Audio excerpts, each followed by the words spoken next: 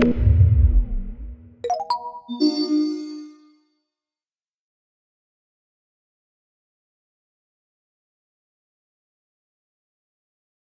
next talk is from Professor Matthew Redinbo.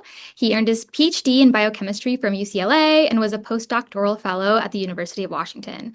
Currently, he is the W.R. Keenan Jr. Distinguished Professor of Chemistry, Biochemistry, Microbiology, and Genomics in both UNC Chapel Hill's College of Arts and Sciences and the School of Medicine. His work has spanned topics from nuclear receptors and nerve agents to antibiotic resistance and bacterial pathogenesis. More recently, he has emerged as a pioneer in the study of gut microbial proteins and their influence on health and disease. So the floor or the Zoom screen is yours, Dr. Redinbo. Okay, thanks very much. And so you can see the slides and you can hear me? Looks great. Okay, super. All right, yeah, thank you so much, Crystal. Nice to meet you. And thank you to you and Sean and Sid for the invitation. So yeah, I'm thrilled to talk about some of the stuff we've been working on, thinking about gut microbial enzymes and how they might relate to human disease. So the obligatory introductory slide. So, we all understand this. The associations with gut microbiome and health there's so many of them, it's hard to pick what to show, but I just picked a few of the ones that I thought were maybe some of the most important, in particular, the immune regulation. I think that's really extremely well established. The emerging understanding of neurological function and this concept of the gut-brain axis. Certainly the microbes play a critical role in IBD. There's no question about that. What I'll focus on is how we got into the microbiome, which is looking at how drugs are metabolized by our systems and then further metabolized by microbial systems. And that work has extended to then toxins. And then what I'll mostly talk about today is the way that the gut microbial enzymes influence our endobiotic homeostasis. And so I'll start by kind of framing the overall question that we ask in the lab, which is, it's the key question in anything is what is the molecular driver? What are the molecular drivers of these effects? So that's kind of our overarching goal. So the original pathway we got into was this one. So this is an anti-cancer drug, irinotecan, that is a really important drug in colon cancer. It's second line for that, and it's now first line for pancreas cancer. And it doesn't seem to be replaced by an immuno-oncology anytime soon. It's delivered to patients as a prodrug. It's activated in vivo to SN38 here, which is a great topoisomerase 1 poison.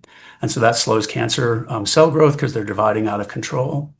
In the patient, this drug is inactivated through glucuronidation, primarily in the liver, but often also in the GI tract.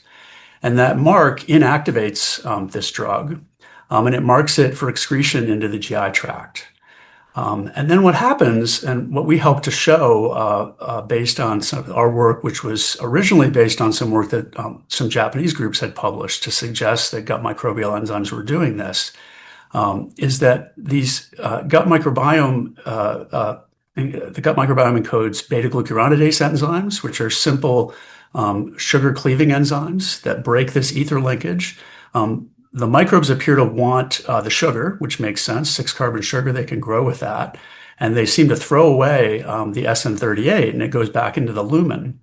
And what happens then is that it stops the gut epithelial cells from dividing.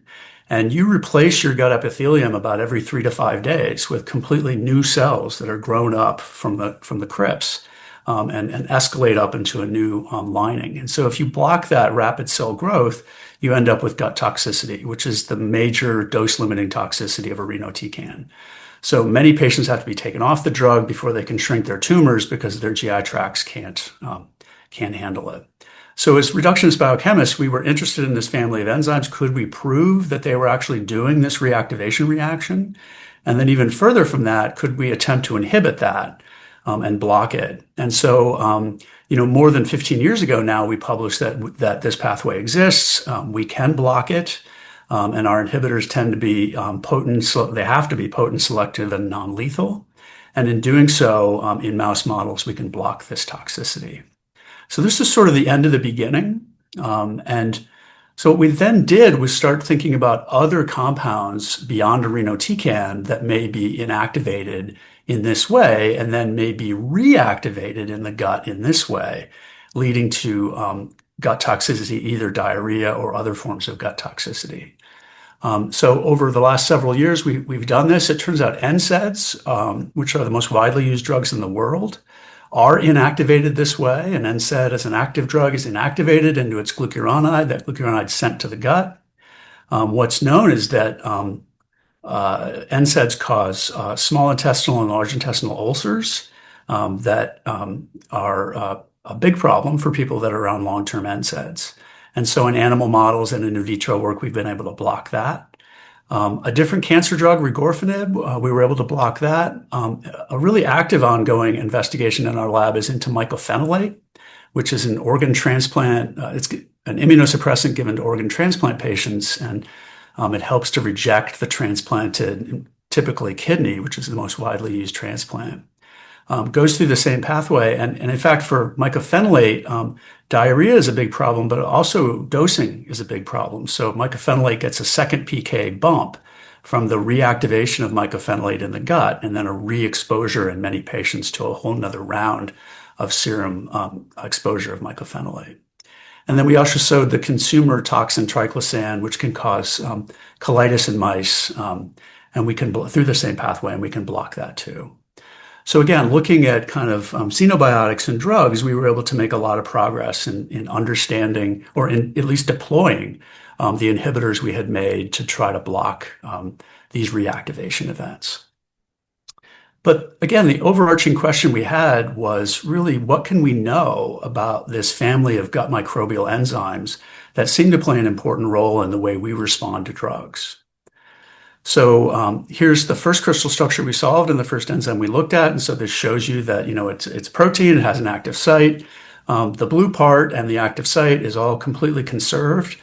But what we've learned is that they all look the same in the blue areas, but where they differ is in an example shown here is in the red area. So this particular type of GUS has a very big active site loop that clamps down, and it actually makes the active site really small so it can act on small molecule glucuronides. So then I'll show you that it's taken us 15 years to make this single slide, but the takeaways are that gut microbial GUS is a very big family of enzymes in your GI tract. They're universal in every mammalian microbiome data set we've ever looked at, and in every human data set as well. And I think of them as being like kinases. Every GUS does the same reaction. It cuts a glucuronic acid off of something. And they all have the same core fold, the enzymes. But they have very different active sites because they need to do a lot of different reactions using different substrates. So as structural biologists, we've charted out. So here's that first enzyme I showed you with that big active site loop. We then found a set of enzymes that have an active site loop in a different place. There's smaller versions of each of those loop 1 and loop 2.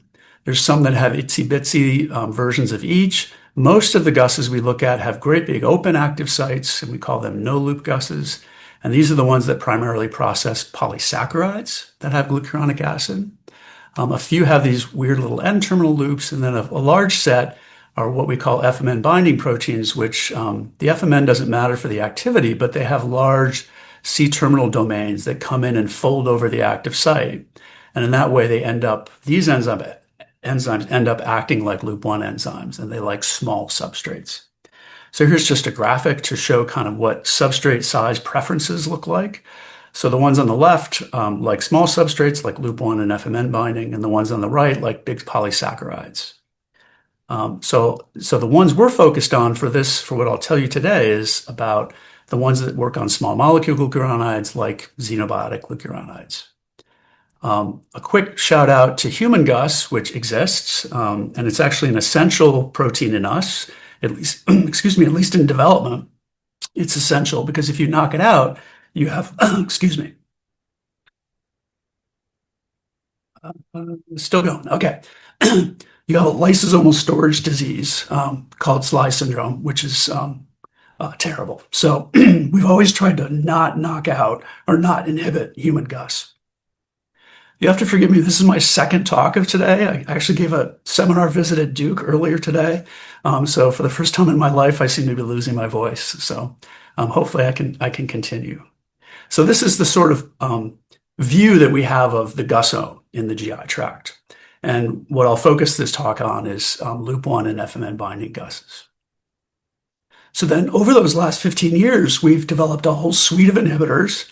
And those inhibitors, us and others, have been deployed to inhibit a whole functionally diverse set of gut microbial GUS enzymes. And so these are interesting insights and very useful tools, and they will help us to continue to address the question of what GUS catalyze what reactions. But at this point, I'm going to take a turn because I've mostly been talking about drug and xenobiotic glucuronides and their reactivation into active drug in the GI tract. But we, about 5 years ago, realized that, the endogenous substrates for these are probably just as important as the xenobiotic substrates. And so we turned our attention to the concept that endobiotics, which do get glucuronidated and are eliminated from us through that pathway. So, for example, if you make too much thyroid hormone, your liver might excrete excess thyroid hormone and then send it to the gut for elimination. And in the gut, the thyroid hormone could be reactivated. And so we thought, could we use the same approach that we used for xenobiotic reactivation to understand endobiotic reactivation? And so again, our overall question now focused on endobiotics is, do gut microbial GUS enzymes impact hormone and neurotransmitter levels? So our first foray into this was actually examining some data that my colleague Kun Liu had already published. And Kun is a metabolomics person, and he'd done a really interesting study where he just looked at the metabolomic profiles of conventional mice and germ-free mice. And so we reanalyzed his data just looking for compounds that were either known or we could find in his data that were glucuronidated. And so in that analysis, we found these things. So first of all, the composition of the overall composition of the metabolites is very different between the germ-free and conventional mice. But I think the most important takeaway is here. So the germ-free mice are on this column, and the conventional mice are on this column. And the compounds we found in his data are shown here. At least some subset of them are shown here. And so all the glucuronides are clustered at the top row, and then the aglycones or the active compounds are on the bottom. So you can see that germ-free mice in their fecal material have a lot of glucuronidated compounds. That makes sense because they don't have any microbial cells that express GUS enzymes to take these glucuronide conjugates off. And therefore, they don't have a lot of active compounds that are in their colons. By contrast, the conventional mice have almost no glucuronidated compounds in their fecal material, and yet do have a very high level of active compounds in their GI tracts. So just a quick pause here to point out a pretty obvious pattern. Even within these data, you can see another level of interesting features. So all the male mice in this particular column are on the left-hand side of this column. The female mice are on the right-hand side. So in the conventional mice, sex hormones are also playing, or the sex of the animals are also playing an important role in what types of active compounds that are capable of being glucuronidated reach the colon and into the feces. So just a few compounds to highlight that were sort of overall takeaways here. So certainly the serotonin levels in the feces are much higher in conventional mice, dopamine levels, androstenediol, and thyrine. So this was sort of like our first proof of concept that, yes, this is probably something worth looking at because germ-free and conventional mice show very different patterns. So then we turned to just focus on 7 particular compounds of interest. So we looked at 2 bile acids, DCA and CDCA, 2 neurotransmitters, dopamine and serotonin, and then 3 hormones, 2 versions of estrogen, and then thyroxine. And as you can see, all of these are glucuronidated and reach the gut as glucuronides. And I'll just make a little point here about the neurotransmitters. So as many of you know, 90% of the serotonin in your body right now is in the GI tract, and only 10% is other places. And 50% of your dopamine is in the GI tract. So clearly this is a major reservoir for these neurotransmitters. So we're particularly interested in the role that gut microbial enzymes might have in creating the active forms of these small monoamine neurotransmitters. Okay, so those are the substrates we're going to look at. And so now I have to define for you how we actually do the next experiment. And so what we essentially do is we take human fecal samples, in this case from healthy donors, and we just treat these like E. coli cells, so like bacterial cells. When we bring them up and we lyse them, and then we spin down the membranes and we extract all the active enzymes out of this. And so we call this a fecal lysate. So it's basically a supernatant from when you sort of prepare E. coli cells, as I think most of us have done. So with that fecal lysate, we can then, so each of our fecal samples will have a fecal lysate that we'll get. And then for each of our 7 substrates, we can measure rates of reactivation. So we put in estrone glucuronide, we can get the rate of estrone that is created within a certain period of time. So because this fecal lysate is like supernatant, I called it poopernatant, but nobody in my lab liked that, and they liked it so little that they went and found a classics professor at UNC and asked that classics professor, what would Virgil have called feces in, say, the Aeneid in Latin? So it turns out that Virgil would have said femus. And so my lab coined this phrase in fimo, so like in vitro, in vivo, in fimo. And so they want me to talk about things as being an in fimo reaction, with the hope that I'll never say poopernatant again, which obviously that hasn't worked. So they tried even harder and they put in fimo in our lab crest. So I really do like this crest, but I also really like this sort of silly joke. Okay, so this sets up the next set of data that I'm going to show you. So relatively super simple experiment in this way. So once you have these fecal lysates, then we can get the rates of reactivation of each one of these compounds from their inactive glucuronides, which are shown here. And you can see that every fecal lysate, each sample's fecal lysate, even in one column, shows different rates of activity with different endobiotic glucuronides. And some of the samples are very fast with some of the substrates, and some of them are very slow or have no activity with some substrates. So there's a unique GUS activity fingerprint in each one of these human fecal samples. So this shows us that yes, gut microbial GUS enzymes have the capacity, in a complex fecal mixture, have the capacity to process endobiotic glucuronides from that inactive state back to the active form of the hormone or neurotransmitter.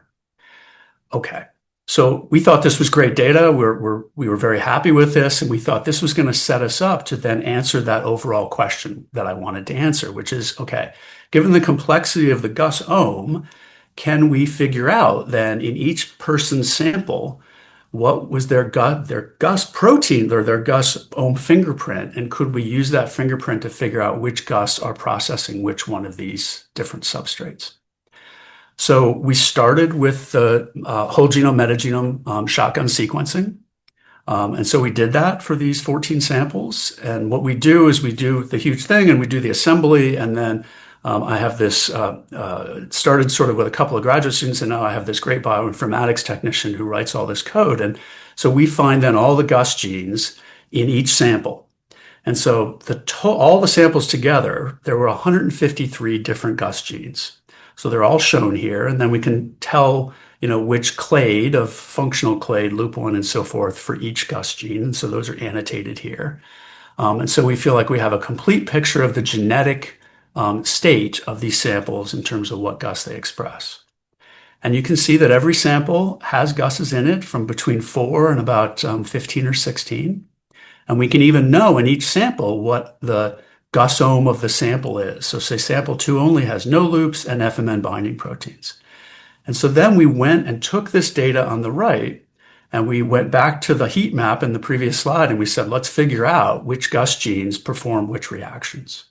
And it turns out we cannot do that. And so, it takes 1 second to figure out why this is. So we have complex mixtures of proteins, and those are doing the reactions we measured. And now we're using genetics to try to explain whether or not different GUSes are present in a sample. Well, the most important number from this point of view for me in metagenomics is 0. So I can only tell if I don't see the GUS gene that there's probably no way it can be expressed. And of course, there's dark matter in metagenomics, but Just that the fact that there's a gene encoding a GUS in a particular sample doesn't mean that's expressed and has been made into a protein. So we couldn't use this type of data. So what we did, fortunately, we had developed a collaboration with an incredible chemist in the Netherlands at Leiden University, and he had made covalent activity-based probes that lock covalently and uniquely into the active site of GUS proteins. So he did this for human GUS, but he was thrilled to collaborate with us to extend this to gut microbial GUSs.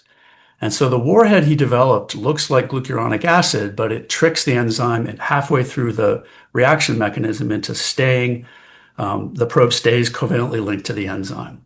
And so that then you put a biotin on that, and what you can do is do streptavidin enrichment and just pull out GUS proteins, and then do proteomics on these activity-based probe-enabled, sort of probe-cleaned up protein samples. So instead of doing amplification, which is what genomics does, here we're essentially capturing the proteins we want and washing away the noise. We've tried metaproteomics, and it turns out that doesn't work here. The GUS proteins are too trace to really be able to be detected, at least using the technology that's available now. So we did this, and the nice thing about this is that not only will it identify which GUS proteins you have in each sample, for example, it will also give you a relative abundance.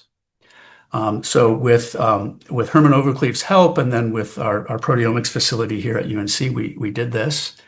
And so we had 153 GUS genes in all 14 samples put together, but we only have 88 proteins. So same sort of wheel here, we can figure out which ones are present, and we can label them in our different clades, but then the real outcome is here. So now we see that each donor has a very different GUS proteome, and you see real differences between the levels of proteins that are present. So whoever donor 1 was some sort of like, Hercules of GUS presence, and I feel bad sort of for donor 12. That was probably me. But so there's significant differences here. And using these differences, we can now chart which GUS proteins that we identified and their abundance correlate with activity, with rates of reactivation for different substrates. So that's what I'll show you next. So the first set we found were a set of GUSs from the loop 1 group. Again, that makes sense because they're the ones that are supposed to work on small molecule substrates. And they're similar to each other. They all cluster down here. And the 3 substrates they process are E2, estradiol glucuronide, CDCA glucuronide, and DCA glucuronide. And you can see the correlations here. They're all very strong in terms of the statistics. And as a chemist, I was happy to see that all 3 of these sort of look chemically similar in terms of their glucuronic acid appended to something that's pretty big and flat, and specifically appended to a 6-membered ring that's non-aromatic. So each one of these enzymes should probably look somewhat similar at the active site, and so that's our expectation. The second group of proteins we found is here. It's a small group of these FMN binding proteins, and those were proteins that correlated, their abundance and presence correlated with rates of reactivation of E1 glucuronide and thyroxine glucuronide. So again, the stats are good. And again, as a chemist, I feel somewhat comfortable about this. So relatively large R group, but the direct linkage is to a 6-membered aromatic ring. So you'd expect these would be structurally or right at the active site slightly different from the group that was down here. And then the last group we found was over here, these squares, these other FMN group proteins, which are unique from the ones here. And the presence of those correlated with the rates of reactivation for serotonin glucuronide and dopamine glucuronide. And again, these are very different R groups, I would say, from the slide prior. And so, again, as a chemist, I feel somewhat comfortable with this.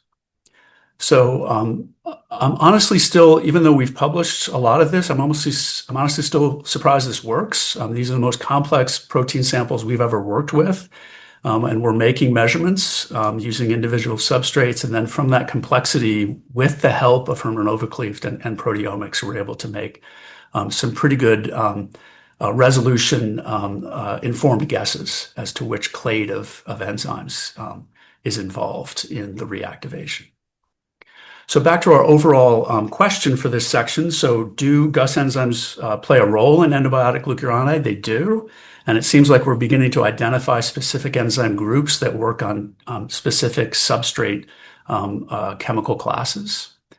So the next thing we wanted to do was, we'd spent so long looking at inhibitors for gut microbial GUS enzymes. Could we deploy those inhibitors here and confirm some of our observations using inhibitors? So we did that. So the inhibitor I'm going to focus on here was this one, which is called 1652. It works very well to inhibit GUS enzymes. It's got this nice, somewhat flat region up here, and it's appended to this piperazine group. And actually, the warhead here is this secondary amine, which comes in and does all the work of inhibition. And so one of the ways we proved that was we made a compound that just has a methylene there. And so it's called 51, and that one is actually inactive as a GUS inhibitor. So it provides a nice control in vitro as well as now in vivo, as I'm going to show you. So using these two compounds, we set up a pretty simple animal experiment. So we took a set of male and female mice, and we gave them 2 mg per kg per day of either the active GUS inhibitor or the inactive GUS inhibitor. And that's the dosing we'd worked out over many of our animal studies examining drug glucuronide reactivation. In this case, we decided to go 4 weeks because we just wanted to be sure that we had a situation where we had really changed the activity of the microbiome so that we could see whether or not in serum or in the cecum, in the GI tract, do we have changes? And we only looked at one metabolite here, which is the one we were the most interested in, which is serotonin. So after 4 weeks of giving a GUS inhibitor, do you change the levels of active serotonin or inactive serotonin, both in the GI tract and in serum? So the results are shown here. So in the GI tract is on the top.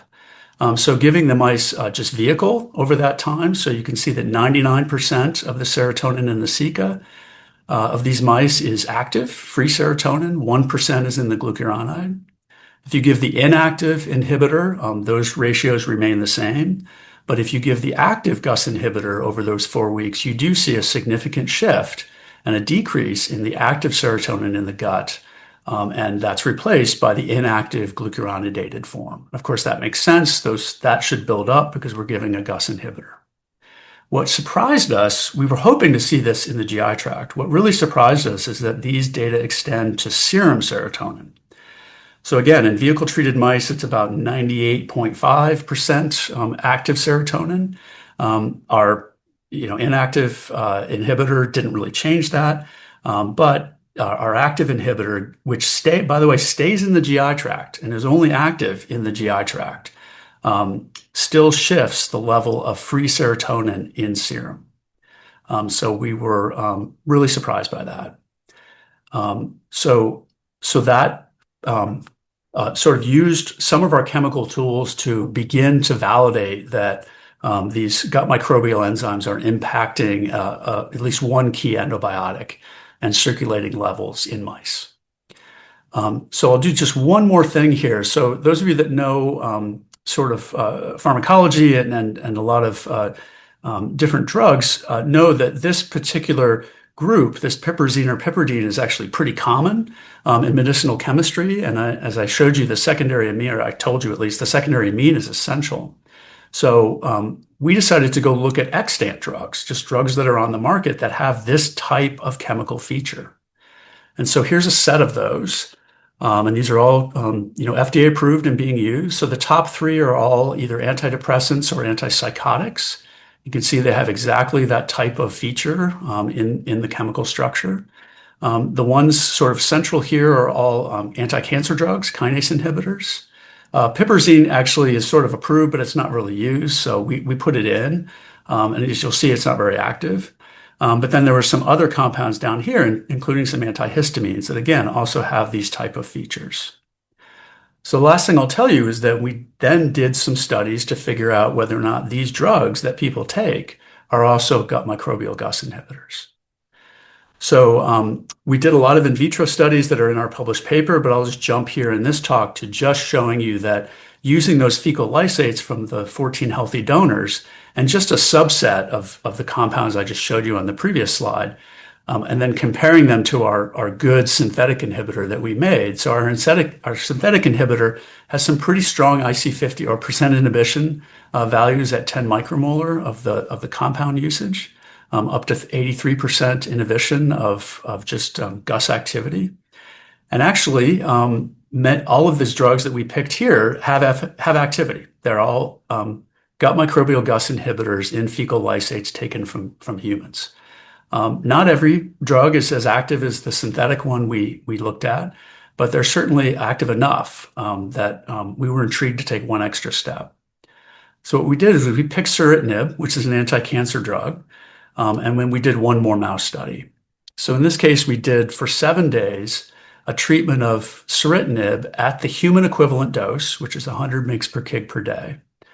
And we did that over 7 days. And then we looked at the serum and also the cecal serotonin levels.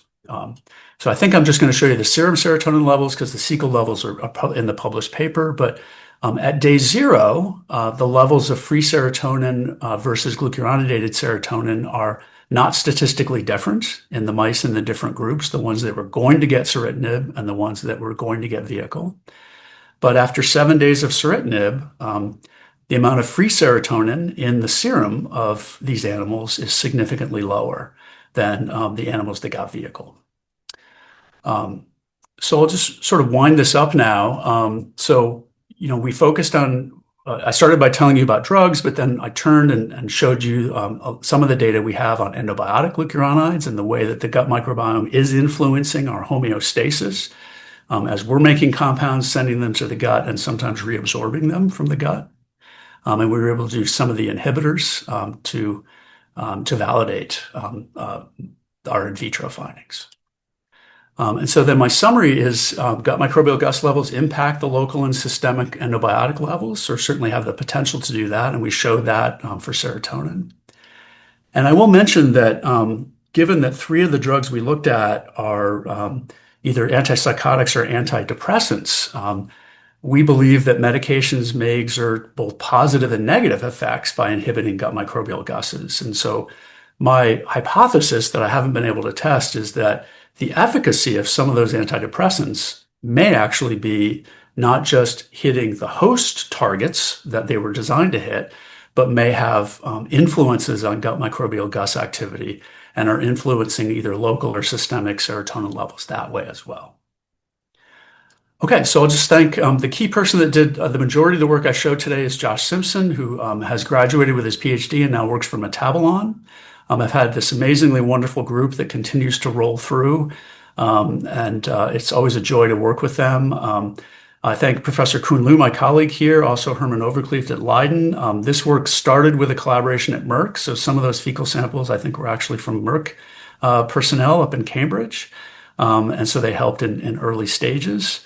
Here's our recent holiday picture, and I'll just end by telling everybody that in fimo veritas. Thank you so much. This was an excellent talk and a great way to sort of wrap up the session because you talked about, the neurotransmitters and, we started with the nervous system in the first session. So really awesome talk. And also thank you for being willing to share your work with us after having already given a talk today. So very cool. We have a couple of questions in the chat. Maybe we'll start with some more experimental questions. Someone's asking if you see differences in the GOS activity of the lysates, the pupernatants. And for what it's worth, I love that term. If you incubate them aerobically compared to anaerobically. So in this case, so these are just proteins that we've extracted. So they're not living cells anymore. So that's probably clear. But so we haven't looked at any point at anaerobic. We just do everything in the lab in aerobic conditions. That's super interesting. We've seen no evidence that there would be any sort of redox center or oxygen sensitive center in the proteins we've looked at in vitro. But it would be doable, just put it in an anaerobic isolator or an anaerobic chamber and just do the study. So, yeah. Awesome. And I mean, maybe like a little related, someone's asking about structural diversity. So do you see structural diversity being correlated to, where certain microbes are located in the GI tract? Do you think local environment dictates the active site structure and substrate preference? So I don't have any data on that. We typically look at fecal samples. We've been able to look at a few pretty precious samples from in unpublished work from patients that have have their colons removed, and so we can get samples kind of from the end of the small intestine. So that's been very interesting. But we're in our infancy in terms of understanding that. I will tell you, location certainly matters a lot. And to me, there's two critical parts of the geography of the GI tract. It's the longitudinal, from the stomach all the way to the end. But there's also the radial as well, like what's moving through in the sort of fluid phase versus what's in the semi-adherent or trying to be adherent stage. And so I think that's such an important question. And I don't think we know much about that. Certainly our lab doesn't. And then let me do a quick time check because I do want to give people a break before our exciting panel discussion, but there's so many interesting questions. And you mentioned a little bit about, disease phenotypes, medication efficacy. So have you thought about how endobiotic deconjugation by the microbiota may mediate these phenotypes associated with aging, for example, menopause, adrenopause, et cetera?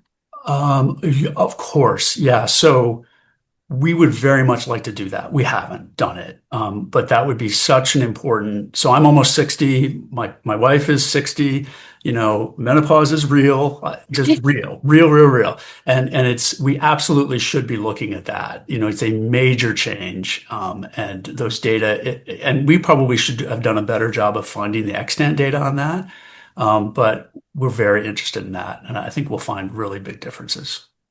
Yes, there's some really awesome questions in the chat. So maybe during our break, if you could get a chance to look at them. Some are asking about human GOS activity in the pupernatant, for example.